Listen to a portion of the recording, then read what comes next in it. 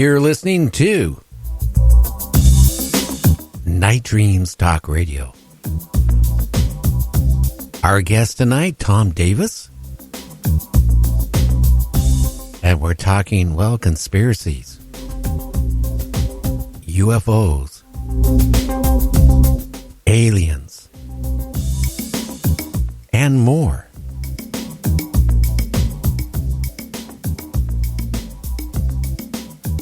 Good evening, or morning, depending on your time zone.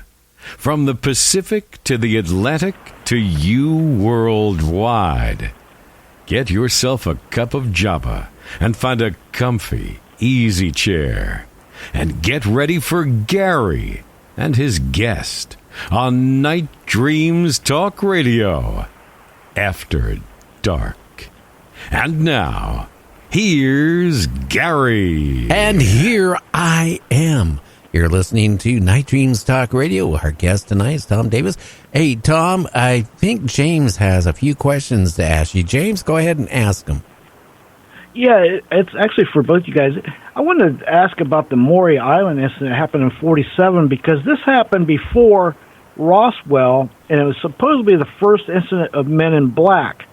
Now, you know, there was questions there. The UFO, there was 6 of them. It gave off some slag, and they found it, and the Men in Black came there and threatened them, and then the 2 naval officers that was flying with the metal that they got, that plane crashed. Now, that covers conspiracy, Men in Black, and all UFOs. What's your thoughts on that? You know, James, you bring up a really interesting point. I think that there are incidents even before the Maury Island incident that occurred that aren't widely known. I know I've read about a couple of them, and if you were asking me for particulars, I can't think of them offhand, but I know that sort of thing has been going on for a while, and I think that, you know, this massive cover-up that's been going on, it's been going on for a very, very long time. I had an uncle that flew a PBY in World War II, and he remembered seeing, he called them Foo Fighters, and he wondered if they were like some kind of a strange Japanese aircraft or something, and he made the mistake of, he was a Navy flyer, and he made the mistake even back during World War II of reporting those, and his commander, who was a reasonably deferential guy, said, you know, you're not to discuss this with anybody ever again. So, you know, this whole thing of UFOs and you know, extraterrestrial interdimensional vehicles has been talked about for a very long time, and in this country at least it's been covered up for a very long time. I think that that's one of the things that you and Gary are trying to do is shed light on all of this. I think that your paranormal news is great because you bring to light all these different aspects globally that are going on. And, you know, I think Maury Island was just one among the many, you know. I remember Gary talking about that gentleman that he knew that flew B-52s during out of Guam during Vietnam, and he had dropped a load on, I think it was you know, Haiphong Harbor, and saw that UFO off their wing and made the mistake of reporting it. His career in the Air Force was over.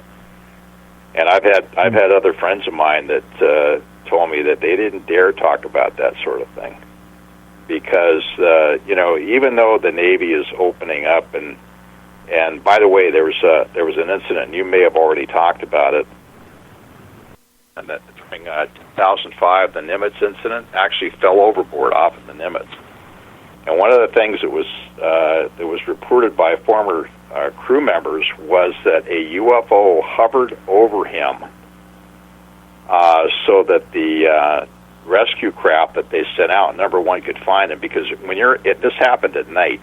When you're out in the middle of the Pacific Ocean at night, you fall overboard on an aircraft carrier. Good luck. The only thing that supposedly saved him was the fact that alien craft hovered over him so that they could find him and actually shined a light down so that rescue dinghy could pick him up. And that hasn't been talked about openly by the Navy, but Bird told me that one, so. Yeah, right. Let me ask you this, Tom.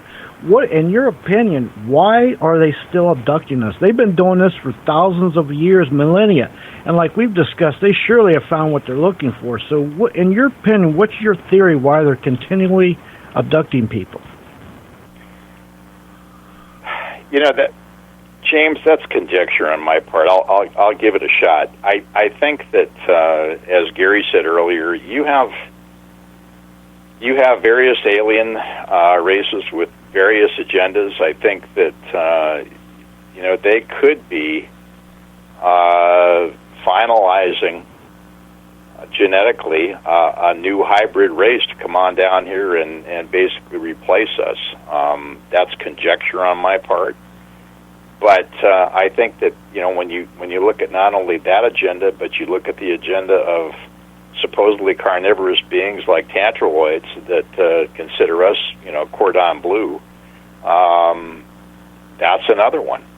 And I don't think there's any one scenario or any one agenda that you can look at, because I think that we're looking at a plethora of different alien agendas, and the government's not about to talk about that.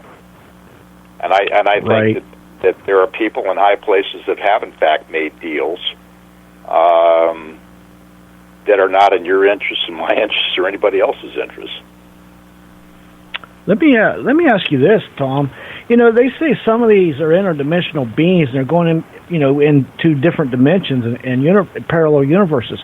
If that's the case, wouldn't they see us in another universe, only maybe different, maybe in another interdimensional? We know they're here, and we're working with them. If that's the case, how would that interact with us? Would that make them not want to, reveal themselves, or what's your opinion on something like that? When it comes to interdimensional beings, I remember making a comment that a long time ago, when I was young and stupid, I took some DMT, and I ended up seeing this 6-foot-long platinum demon lying down in front of me, just kind of leering at me on the couch. God. I think that there are more than one type of dimensional creature, because if you hearken to modern physics, they're talking about all the different dimensions that they are aware of, and I think there's 11 that they're talking about, and possibly 14, and I think there's probably a lot more than that. But if your mind can imagine something, it's probably possible, and I think that there are probably countless dimensions out there that we may or may not be able to fathom, depending on how expansive your consciousness is. Mm-hmm. Right, and again, there's so much going on out there. We just we don't know. I've heard so much stuff with all these people. There's different reasons, different scenarios. But for all those people that they're being abducted, and I think over time they're I don't know if the aliens are messing with their minds and making them think it's okay. But I don't see how it's okay if they're taking you against your will and doing things to you, especially if they're doing it at age 3 and 4, right on up through your life.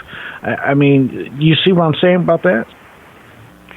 Well, yeah, and I think, one of the interesting things, one of your guests, Whitley Strieber, talks about the implants that he feels now are enabling them to better communicate with him for whatever reason. Who knows what their agenda is with Whitley and people like Whitley. Look at what happened to Terry Lovelace and his friend. Look at all the trauma that they went through, and Terry hasn't gotten over it yet. He still sleeps with a 9mm at night, even knowing that a 9mm isn't going to stop him, but at least it makes him psychologically feel a little bit better about sleeping at night.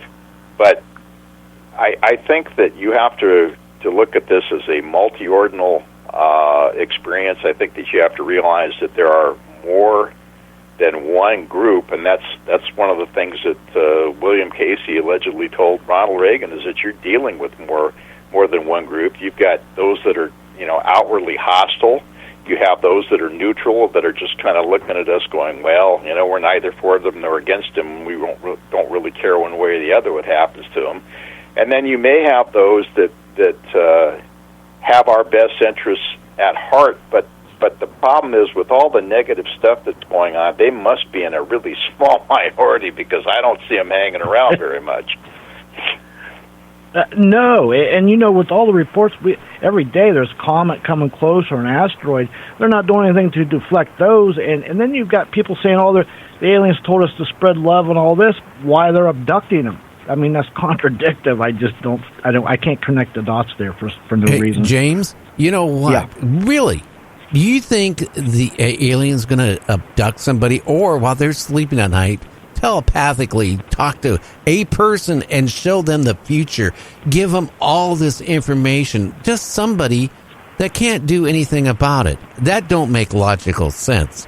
The same way Right. I had somebody on the show after they claimed that there's 50,000 UFOs cloaked going around the earth and protecting us.